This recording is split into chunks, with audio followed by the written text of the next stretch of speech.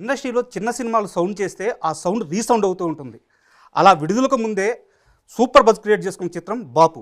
ఇప్పుడు ఆ చిత్ర టీం అంతా ఉన్నారు, వాళ్ళని అడిగి ఆ సినిమా విశేషాలు తెలుసుకుందాం. నమస్కారం సార్. నమస్తే. మనం సినిమా విశేషాల్లోకి వెళ్ళే ముందు డైరెక్టర్ గారు మీ గురించి, మీ నేపథ్యం గురించి కాస్త చెప్తారా?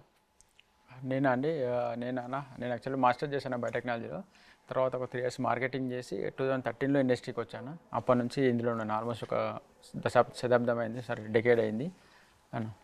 అంటే మీ సినిమా టీజర్ చూస్తే చాలా ఇంటెన్స్ ఎమోషన్స్ ఉన్న మూవీలాగా అనిపిస్తుంది. మీ ఏజ్ చూస్తే చాలా తక్కువ ఉంది.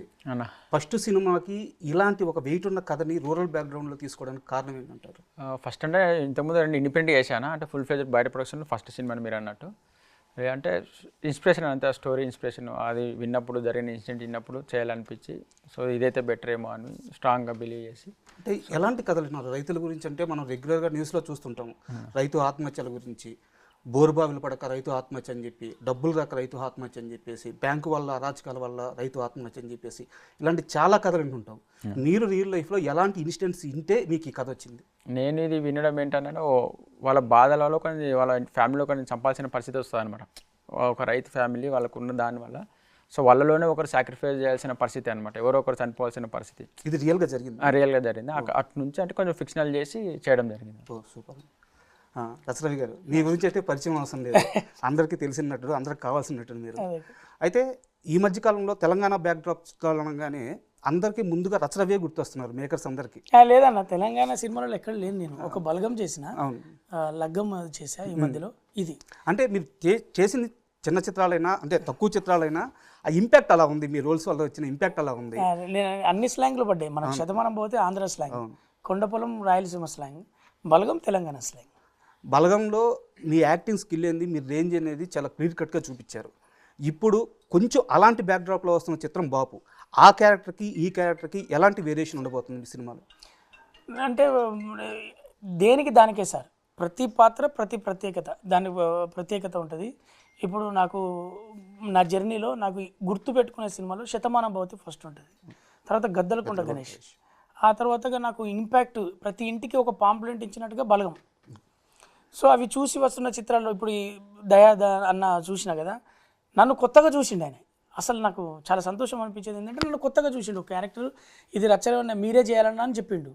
ఇది అక్కడికి వెళ్ళినప్పుడు కథ చెప్తే ఫస్ట్ మనకు బ్రహ్మాజీ అన్న ఫ్యామిలీ గురించి కథ చెప్పిండు.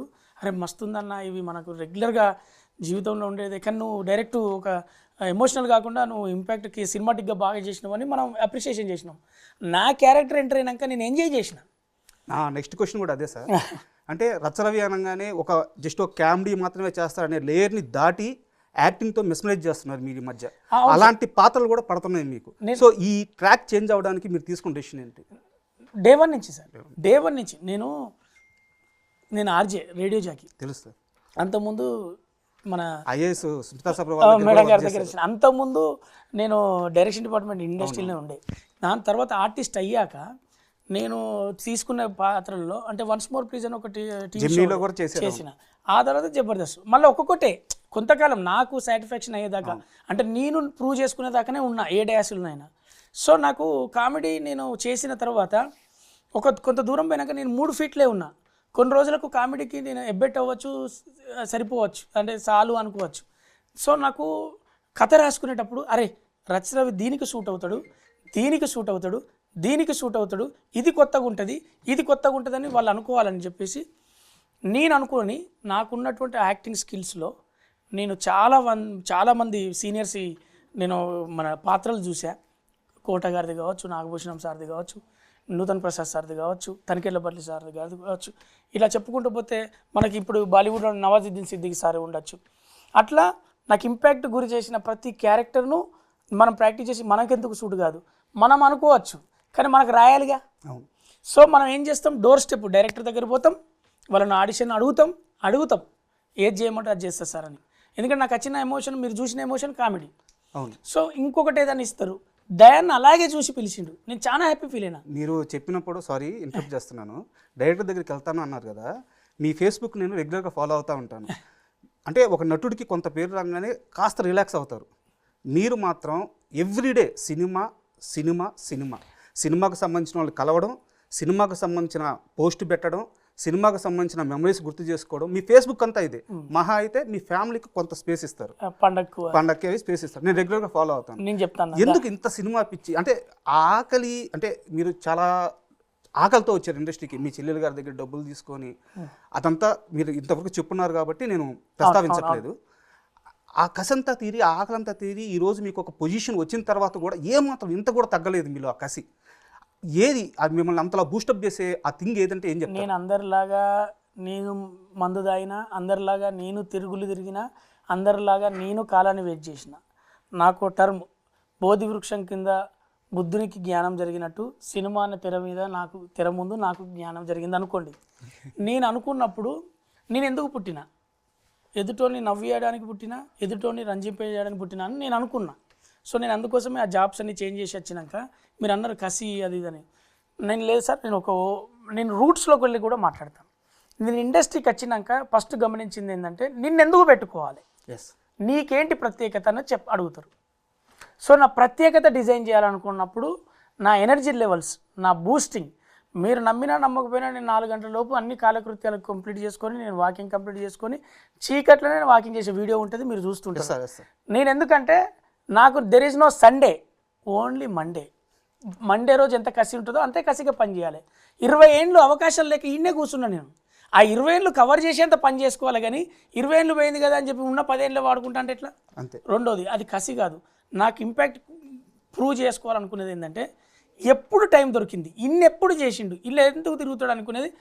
సార్ సాయంత్రము చాలా విలువైంది నాకు, ఉదయం చాలా పెద్దది. నేను 4 గంటలకు లేచుకొని రెడీ ఉంటా కాబట్టి ఉదయం నాకు చాలా పెద్దది, రాత్రి చాలా చిన్నది. నాకు ఎందుకంటే నాకు సాయంత్రం చాలా విలువైంది, నేను ఎక్కడ పడితే అక్కడ టైం ఇవ్వలే. కాబట్టి నేను ఇప్పటికి కూడా చెప్పేది ఏంటంటే సరదాకి ఎక్కడ టైం ఇవ్వలే. నా సరదా సినిమా, నా కసి సినిమా, నా అన్నం సినిమా, నా పేరు సినిమా, నా డబ్బు సినిమా. ఆ సినిమా చేస్తే డబ్బు వస్తుంది, ఆ సినిమా చేస్తే గుర్తింపు వస్తుంది, ఆ సినిమా చేస్తేనే నాకు ఒక ఉనికి ఉన్నది. కాబట్టి ఉనికిని దాటి ఎందుకు పోతావు? సూపర్. నాకు వేరే దాంట్లో ఆనందం దొరకలే, నాకు మందులో మత్తు దొరకలే కాబట్టి మందు తాగా. నాకు సినిమాలో కిక్కు దొరికింది, కిక్కుని ఎందుకు వదులుతావు? కాబట్టి కిక్కులో ఉంటా. రోజు చేసే పాత్ర కాకుండా కొత్త రోజు చేయడానికి ఆడిషన్ చేస్తా, అడుగుతా. వీళ్ళు ఇట్లా నేను దయాన్న సినిమాను ఎందుకు నేను ఇంత ఇట్లా ఇంటర్వ్యూ దాకా వచ్చిన అంటే నన్ను చూసిన కోణమే బాగుంది. అసలు మీరు రేపు పాత్ర చూసినాక చెప్తారు, అరే భలే ఉందన్న మీకు పాత్ర రెగ్యులర్ కాదని. పాగల్ సినిమా డైరెక్టర్ కలిసి వచ్చి కారు దిగచ్చి చెప్పిండు, నేను చూసిన ప్రివ్యూ చేస్తే ఎంత బాగుంది రవి, నేను అసలు మేము ఎప్పుడు చూడలేదంటే చూడనియే కదా, గద్దలకొండ అయినా చూడండి, బలగమైనా నువ్వు చూడండి, ఎక్స్పెక్ట్ చేయండి, ఒక భగవంత్ కేసరిలో చూడండి, ఇంకా ఎందుకు బటర్ఫ్లై అనే సినిమాలో విలన్గా చేశా. నన్ను చూడని కోణమే. డైరెక్టర్లు ఇస్తున్నారంటే వాళ్ళు రాస్తున్నారంటే నేను పనికొస్తాను ఎక్కడో చూస్తున్నారు. మొత్తానికి ట్రయాంగిల్ లవ్ స్టోరీ. నా పాత్ర, వాళ్ళ రాత, ఈ సినిమా అక్కడే తిప్పుతుంది. కాబట్టి ఈ ట్రయాంగిల్ లవ్ స్టోరీకి వెళ్ళి బయటికి పోను. Super sir. రేఖర్ గారు, మీ విషయంకి వస్తే మీరు ఈ సినిమా కథని చాలా ఏళ్ల క్రితమే అనుకున్నారు, ఈ జర్నీ చాలా లాంగ్ది అని తెలిసిందండి మాకు. కాకపోతే మీరు ఈ ప్రాసెస్ స్టార్ట్ చేసే లోపలే బలగం లాంటి ఒక బ్లాక్ బస్టర్ వచ్చేసి ఒక పెద్ద ఇంపాక్ట్ క్రియేట్ చేసేసింది. అది దిల్ రాజు గారి ప్రొడక్షన్లో ఆ సినిమా వచ్చి చాలా పెద్ద సక్సెస్ అయింది. మీరు ఈ సినిమా మేకింగ్కి వెళ్ళే టయానికి దిల్ రాజు గారిని అప్రోచ్ అవుదాం కానీ ఇట్లా ఏమన్నా ప్లాన్స్ చేశారా? లేదన్న, బలగము ఆల్రెడీ ఫైనల్ షెడ్యూల్ ఉన్నప్పుడే మాకు ప్రొడ్యూసర్ ఓకే అయిపోయారు. సో అక్కడ నుంచి జర్నీ స్టార్ట్ అయింది. దానికి దీనికి కంప్లీట్ డిఫరెంట్ అండి, అప్రోచ్ కూడా అవ్వలేదు. అండ్ బ్రహ్మాజీ గారు మనకి మామూలుగా అయితే కొంచెం విలనీ క్యారెక్టర్ లేకుంటే మంచి కామెడీ చేసే క్యారెక్టర్, ఆయన ఆల్రౌండర్ అనుకోవచ్చు. అవును, అన్ని పాత్రలు చేస్తారు. కాకపోతే ఇలాంటి ఒక ఇంటెన్స్ రోల్లోకి ఆయన్ని తీసుకోవాలన్న ఆలోచన ఎలా వచ్చింది, ఆయన ఎలా ఒప్పించారు? ఆయన యాక్చువల్లీ మా ఫ్రెండ్ ఒక ఇండిపెండెంట్ మూవీ చేస్తారండి, హ్యాంగ్ మ్యాన్ అని. సో అందులో చేశారనమాట, కంప్లీట్ డిఫరెంట్. సో అప్పుడు అనిపించింది, ఓ సార్ రెగ్యులర్ కంటే చేస్తారు, వేరే కూడా చేసి కూడా చాలా లేదు. సింధూరం తర్వాత అంత కమర్షియల్ బయట ఎప్పుడు చేయలేదు. సో మాకు కూడా ఆడియన్స్ కూడా కొంచెం థ్రిల్ ఉంటుంది, ఆడియన్స్ కూడా కొంచెం అరే వా ఫీలింగ్ ఉంటుంది, అరే ఈయన రెగ్యులర్ అరే భలే ఉన్నాడు, ఈయన యాక్టింగ్ భలే ఉంది, ఆ సినిమా కూడా ప్లస్ అవుద్ది, సో ఆయన కూడా ప్లస్ అవుద్ది. సో మాకున్న అన్ని కన్సిడెన్స్లో సారే బెటర్ అని ఫస్ట్ నుంచి సారే ఫిక్స్ అని. అంటే ఫస్ట్ సిట్టింగ్లోనే ఓకే చేశారా? ఫస్ట్ సిట్టింగ్లోనే ఓకే. అందరం అవసరాలు శ్రీనివాస్ అన్న ఆమెనే వేయడం. నీకు దయాన్న స్పెషల్ ఏంటంటే దయాన్న చూద్దాం బాగా హడావుడి ఉన్న బాడీ లాంగ్వేజ్ కాదు, కానీ అతను చెప్పినప్పుడు మంచి అనిపించింది, చేయాలి ఇది అనిపించేటట్టు. నాకైతే ఒకటే సిట్టింగ్. బ్రహ్మాజన్న కలిసినప్పుడు కూడా మాట్లాడినాం, మేడం కూడా మాట్లాడినప్పుడు మీకు ఒకటే లైన్లో చెప్పాలంటే బ్రహ్మాజన్నకు గులాబీ తర్వాత అంత ఇంపాక్ట్, అంత గుర్తుండిపోయే సినిమా, అంత బెంచ్ మార్క్ సినిమా అవుతుంది. ఇది చాలా పెద్ద స్టేట్మెంట్ అండి, సీరియస్గానే. కథ లాంటిది. మీకు ఆ తెర మీద ఇప్పుడు ఆ 5 పోస్టర్లో నేను లేనుగా. అవును, ఆ 5 పోస్టర్లు చాలా ఇంపాక్ట్ క్రియేట్ చేస్తాయి. అట్లా అని చెప్పి అవసరాల శ్రీనివాస్ అన్న చాలా రిలీఫ్గా కనపడతాడు, అసలు చాలా ఇంపాక్ట్ ఉంటుంది. నేను కనపడే కథ కూడా చాలా ఇంపాక్ట్ ఉంటుంది. ఇప్పుడు హిట్ ఫట్ మన చేతులు ఉండదని ఇక్కడ జనాలు వస్తే చేరితే సినిమా హిట్టే. జనాలు రావడానికి ప్రయత్నిస్తాం, జనాలకు మెచ్చే సినిమా వాళ్ళు చేస్తారు. జనాలు మెచ్చే సినిమా చేయాలని అనుకుంటాం కదా, ఇది జనాలకు బాగా అర్థమయ్యే సినిమా, కనెక్ట్ అయ్యే సినిమా. రైతు బాధ, రైతు ప్రతి ఇంట్లో ఉంటాడు అన్న, మీ ఇంట్లో ఉంటాడు, నా ఇంట్లో ఉంటాడు. కుల మతాలు వర్గాలు లేనిది ఒకటి రైతు అనే దానికి 2 సినిమాకే. నేను ఈ జీవితంలో ఇవి 2 తప్ప ఇంకోటి లేదు, రాదు, పోదు. ఎక్కడి పోయినా కులాల కోసం కొట్లాడుకుని మనం చూస్తాను, అది పక్కన పడితే రైతుకు కులం మత అనేది ఉండదు, సినిమాలో కూడా కులం మత వర్గం అనేది ఉండదు. ఒకటి నువ్వు రంజింపజేస్తే తెర మీద వెలుగుతుంటావు, నువ్వు పండిస్తే అందరి గుండెలో నువ్వు ఉంటావు. గంతేరాజు. సూపర్ అండి. నాకు ఇప్పుడు మీతో మాట్లాడుతుంటే ఒకటి అనిపిస్తుంది, ఫ్యూచర్లో రైటర్ ఏమైనా అవుతారా మీరు? రైటర్ కాదన్న, ఆకలి అన్ని నేర్పుతుంది. నేను ఏ బాధ్యతలు, నేను ఉద్యోగాన్ని వదిలిందే బాధ్యతాపూరితమైనటువంటి జీతభత్యాలు లేని జీవితం బతకాలనుకునేది నా జీవితం. సో నన్ను ఎక్కడైనా కానీ నేను కనపడంగానే నవ్వాలి, లేదా రూపాయి ఇచ్చి పట్టుకెళ్ళి నవ్వించుకోవాలి, అంతే తప్ప నేనేమో ఏ బాధ్యత మోహిస్తానని. ఇప్పుడు కళామతల్లి నువ్వు ప్రొడ్యూసింగ్ చేయమంటుందో, కళామతల్లి నువ్వు ఇంకేదైనా చేయమంటుందో, కళామతల్లి నేను డైరెక్షన్ చేయమంటుందో, అది కళామతల్లి చెప్తుంది. సినిమా మిమ్మల్ని డ్రైవ్ చేయాలంటే కళామతల్లి గైడెన్స్, ఆమె రూట్ మ్యాప్ గీస్తుంది తప్ప. నాది మీరు వాట్సాప్ చూసినా ఉంటుంది, నా తెర మీద ఉన్న ఆయన ఉంటుంది. నా వెనక ఉన్నది శివుడు, నా వెనక ఉన్నది శివుడు, నన్ను నడిపిస్తుంది సూర్యుడు. రీసెంట్గా పెట్టారు. నిజమే, అది రీసెంట్ కదా, అది ఇప్పుడు బయటికి పెట్టిన ఎప్పటికీ స్టేటస్ అదే ఉంటుంది. ఎందుకంటే నా వెనకాల ఉన్న శక్తి ఏదంటే ఉండదంటే అంటే నీ దగ్గర ఏది నిరాంబరంగా ఏది కోరుకొని శివయ్య ఉన్నాడు అనుకో, ఆయన దాన్ని కోరుకుంటా పూజలు నాకు ఇది పెట్టి అది పెట్టి అంటాడా. అట్లాంటి నిస్వార్థంగా ఉండేటువంటి మనిషి నన్ను నడిపిస్తాను అనుకునేటట్టు ఉంటుంది. సూర్యుడు అంటే పొద్దున, ఇప్పుడు చెప్తున్నా సార్, నేను ప్రతిరోజు సూర్యుడు వచ్చి సారీ చెప్తాడు ఈ రచ్చరవికి. ఎందుకంటే సూర్యుడి కన్నా ముందు నేను నిద్రలేస్తా ఆయన కోసం ట్రోల్ ఏమున్నది. బాబా కాదు, గుడ్ మార్నింగ్ అని చెప్పుకోవడానికి నేను వాకింగ్కి వెళ్ళే లోపు సూర్యుడు రాడు. అంటే సూర్యుడి కంటే ముందు సారీ అరే రవి నీకే కుదిర మేఘాలు అడ్డం వచ్చినాయరా అంటాడు. నీకు మళ్ళీ చెప్తున్నా, సూర్యుడు వచ్చి సారీ చెప్తాడు అంటే అర్థం ఏంటంటే నాతో నచ్చి మాట్లాడతాడని కాదు. సూర్యుడి కన్నా ముందు నేను భూమి మీద నేను నడుస్తా, బ్రహ్మముహూర్తంలో లేస్తా, నడుస్తా. కాబట్టి నాకు కాలం చాలా పెద్దది, పొద్దు ఇంకా పెద్దది, పనులు చాలా చేసుకోవచ్చు. కాబట్టి నాకు డేలో అన్ని పనులు అవుతుంటాయి. సూపర్ అండి. దయాకర్ గారు, ఇప్పుడు ఈ సినిమాలో మరో సర్ప్రైజింగ్ ఎలిమెంట్ ఏంటంటే ధన్యా బాలకృష్ణ గారు. మామూలుగా ధన్యా బాలకృష్ణ గారు రూల్స్ ఎలా ఉంటాయంటే కొంచెం పార్ష్గా, మెట్రోగాల్గా అలా కనిపిస్తూ ఉంటారు. అంటే ఆమెలో ఇలాంటి ఒక రూట్ లెవెల్ క్యారెక్టర్ని చూడాలని, ఈ కొంచెం డీగ్లామరస్గా ఉండే ఈ గెటప్ ఆమెకు సెట్ అవుతుందని, ఇది ఎలా ఆలోచన చేశారు? అనిపించి అంటే 2-3 ఆప్షన్లు ఉండేనా. తర్వాత మేడం లుక్ టెస్ట్ అన్ని చేసిన తర్వాత మేడం పర్ఫెక్ట్ అనిపించారు. సో మేడం కూడా స్క్రిప్ట్ బాగా నచ్చింది. ఆమె ఫుల్ ఎగ్జైట్ అంటే షూట్కి ముందే 2 సార్లు స్క్రిప్ట్ చదివారు. ఆవిడ స్క్రిప్ట్ చదివి తను ఫుల్ ఎగ్జైట్ చేశారు. ఆమె కూడా కొద్దిగా డీ గ్లామర్ చేసి ఆమె చాలా గ్లామర్ పెట్టారు కదా. నేను చూసిన మేకప్ వేసుకునేటప్పుడు ఆమె కొద్దిగా చేసి నా దానికి కొద్దిగా ఎమోషన్లో ఫేస్ కట్ ఇలా కావాలని ఫోటో షూట్ చేసి నాకు ఇదే టెంపో మెయింటైన్ చేయండి అని చాలా ఫస్ట్ స్క్రిప్ట్లో మన అది మనకు ఏంటంటే ఎలా మిడ్డా లేకపోతే జూమా, దాంతోపాటుగా మేకప్ ఇవన్నీ బాగా ఎక్స్ప్లెయిన్ చేసి రాపించుకొని చేసుకున్నాను. ఇందాక మీరు అన్నట్టు నటులకి కిక్కిచ్చేది అదే కదండి, కొత్త గెటప్, కొత్త లుక్, కొత్త రోలు ఇలాంటివి పడినప్పుడు మనలో నటుడు ఇంకా ఎన్హాన్స్ అవుతుంటారు. ఈ బొమ్మతో ఇంకో బొమ్మ రావాలని నాదేమున్నా సార్. ఇప్పుడు ఒక సినిమా చేసినాక అక్కడికి ఎండ్ కాదు కదా లైఫ్, రోజు ఇట్లా చేయాలనిపిస్తుంది కదా. రిలాక్స్ అవ్వడానికి నాదేమన్నా వయసా? కాబట్టి నాకు కెరీర్ లేట్గా స్టార్ట్ అయింది. ఎక్కువ పాత్రలు చేయాలి, ఎక్కువ మంచి చేయాలని ఉంటుంది కదా. నా అంత స్వార్థపరుడు ఎవడు ఉంటాడు? అంటే ఆర్టిస్ట్ అని కూడా స్వార్థపరుడుడే ఉండాలి. ఉంటేనే నువ్వు అన్ని నేను చేయాలి, అందరి దగ్గర కలవాలి, అన్ని పాత్రలు అందరితో చేయాలని ఉంటుంది. గారు, అంటే సినిమాకి సంబంధం లేని ఒక బయట క్వశ్చన్ అడుగుతున్నాను, మీకు ఇష్టమైతే ఆన్సర్ ఇవ్వండి, లేకుంటే లైట్ తీసుకోండి. కొన్ని సంవత్సరాల క్రితం మీకు యాక్సిడెంట్ అయింది. అయితే అక్కడ మీరు చాలా సేఫ్గా బయటపడ్డారు. కానీ మీడియా థంబ్నెయిల్స్ అన్నిట్లో రచ్చరవికి తీవ్ర గాయాలు, హాస్పిటల్లో 2 సార్లు చంపిందన్న ఇలాంటి, అంటే సోషల్ మీడియా వాళ్ళు. నిజానికి ఇవి చాలా తీవ్రమైన ఇబ్బంది కలిగించే అంశాలు. మీ పైన అంటే మీ ఇంట్లో మీ కుటుంబం ఉంటారు, బాధపడతారు. ఆ న్యూస్ చూసినప్పుడు సడన్గా షాక్కి గురవుతారు. అయ్యో వాళ్ళు కాల్ చేస్తారు కదా, కాల్ చేస్తారు. సో ఇలాంటివి వచ్చినప్పుడు మీ రియాక్షన్ ఎలా ఉంటుంది? అంటే మీడియా అందరితో మీరు బాగుంటారు, మీకు అన్ని మంచి సంబంధాలు ఉన్నాయి, కానీ మీ మీద కూడా ఇలా వస్తున్నప్పుడు ఎలా? మంచి చెడు లేదు సార్. ఇప్పుడు వాళ్ళది అది వాళ్ళకి బ్రెడ్ అండ్ బటర్, వాళ్ళు ఏదైనా చేస్తారు. ఇప్పుడు నేను పోటీపడి కోపడి గొడవ పెట్టుకునేంత పర్సనాలిటీ కాదు నాది. గాజు పాత్ర, నేను ఎవరిని దాకినా ఎవడొచ్చి నన్ను దాకినా నాదే పగులుతుంది. కాబట్టి దేవుడు ఏం చెప్తాడు, నీ పని నువ్వు చేసుకో. నేను బాగా గుళ్ళు తిరిగినట్టు అనిపిస్తుంది మీకు, వెళ్ళే దారిలో దేవుడు ఉంటే దండం పెట్టుకుంటే తప్ప దేవుని కోసం ప్రత్యేకంగా ఎందుకు పోలేకపోతానంటే నా పనే దేవుడు, నా పని దేవుడు అని నమ్మేటోడు నేను. మా అయ్య వాళ్ళకు రోజు కాళ్ళు మొక్కి బయటకు వస్తా. మీరు ఎందరు మొక్కిలో నాకు తెలియదు, నేనైతే మా అయ్యవ కాళ్ళు రోజు మొక్కుతా, బయటకు వస్తా. మా అమ్మ నాన్న ప్రత్యక్ష దైవాన్ని నమ్ముతా కదా. సో నాకు నా గురించి చాలామంది కామెంట్ చేసిళ్ళని చాలామంది చెప్తుంటారు దారిలో కలిసిన వాళ్ళు. నాకు వినపడలేదు సార్ అప్పుడు, ఎందుకంటే నేను అంత ఖాళీ లేను. నా గురించి మాట్లాడుకుంటున్నారంటే నేను ఒక టాపిక్ అయినంటే అది గ్రేట్ థింగ్. ఇకపోతే మనసు బాధ పెట్టుడు అంటవా, నాకు అవమానాలు కొత్త కాదు, అవమానాలు కొత్త కాదు, అభిమానం కొత్త. ఎవడైనా ఎదురుగా కనపడ అన్నా అని అంటే నాకు ఇంపార్టెన్స్ ఇవన్నీ ఎప్పుడు కోరుకోలే, ఎందుకంటే నా పని నేను చేసుకుంటాను. అయ్యప్ప అనుకుని బతలాడుకుని పోయి బతికే నాది.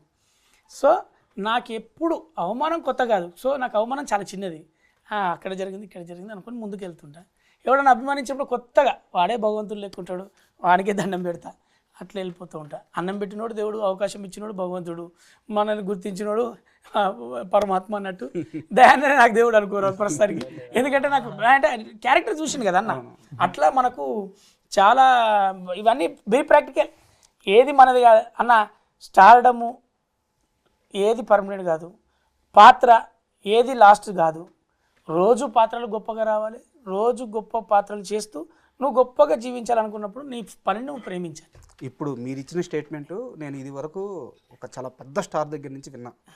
కెరీర్ స్టార్టింగ్లో కొన్ని విలన్గా వేషాలు వేసాను, నాలో ఉన్న నటుడిని, నాలో ఉన్న యాక్టర్ని ఆయన అంటే చాలామంది దర్శకులు అప్పుడు గుర్తించి నా కోసం క్యారెక్టర్ రాయడం స్టార్ట్ చేశారు. అక్కడి నుంచి నేను ఆగకుండా శివశంకర వరప్రసాద్ దగ్గర నుంచి మెగాస్టార్ చిరంజీవి. అయ్యో మా ఇన్స్పైర్ కదా అన్న. ఇప్పుడు నేను చిరంజీవి గారు నేను అభిమానంతో మాట్లాడలేదా వాళ్ళ వీరే ఫంక్షన్లో?